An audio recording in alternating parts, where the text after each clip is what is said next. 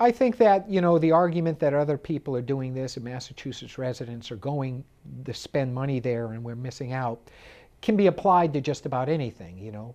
There are tens of thousands of Massachusetts residents that go to Florida and go to Disney World, and that's money we're losing there too.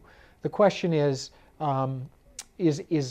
investing in a pretty mature industry that is probably approaching its saturation point for this region, what the return on our investment will be.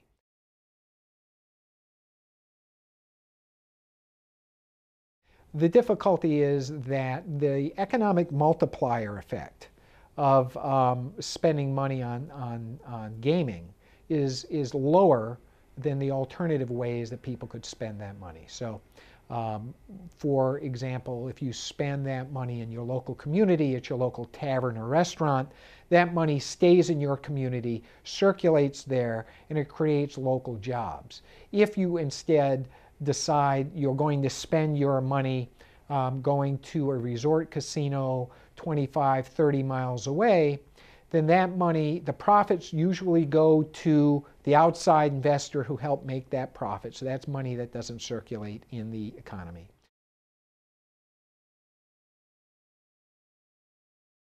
The social costs are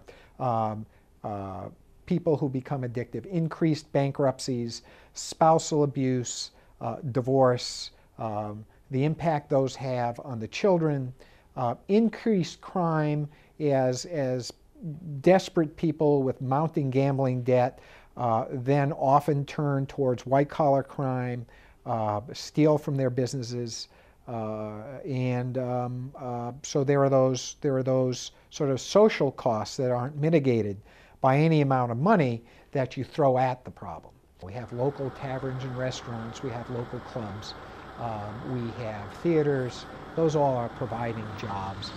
And those all are jobs that will be at risk if they have to compete with a monopoly that's able to subsidize their food and drink and all the other things with the gambling revenue. I've been an opponent of casino gambling all my life. It's really sort of a predatory industry that makes most of its money from people with compulsive disorders, with people who are addicted to gambling, provide most of the profits. These slot machines are, video slots, are computer driven.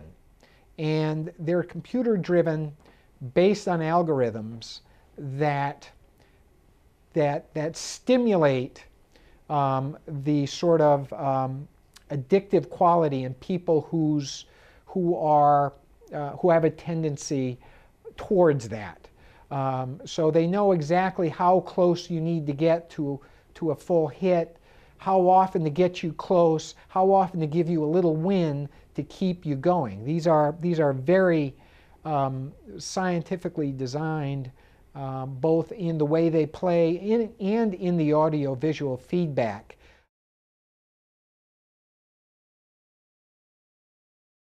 It's sort of the equivalent of allowing the tobacco companies to stand on a street corner and give out free samples of cigarettes in front of a school.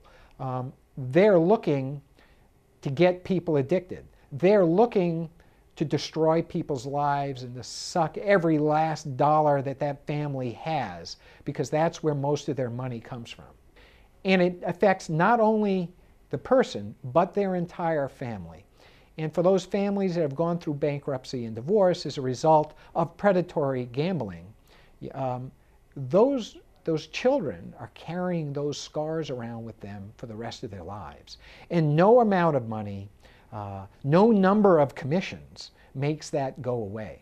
All of the research shows that the rate of gambling addiction goes up by 2 percentage points. In other words, 2% more of the population will become addicted within 50-mile radius of a casino. So what we're talking about is adding to that pool of people who are already addicted.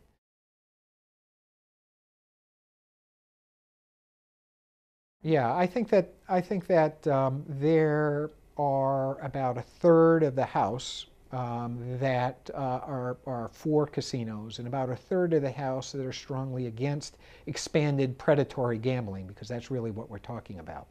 And there's another third that are in play.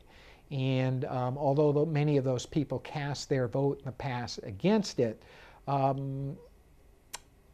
you know, the House isn't, very often people will follow leadership's, So one, I think that, that the politics are important. And two, there's also the politics of economic desperation. In desperate times, politicians are susceptible to looking for get-rich-quick schemes, easy solutions to things that we can point to in that short election cycle. We have a 2-year election cycle.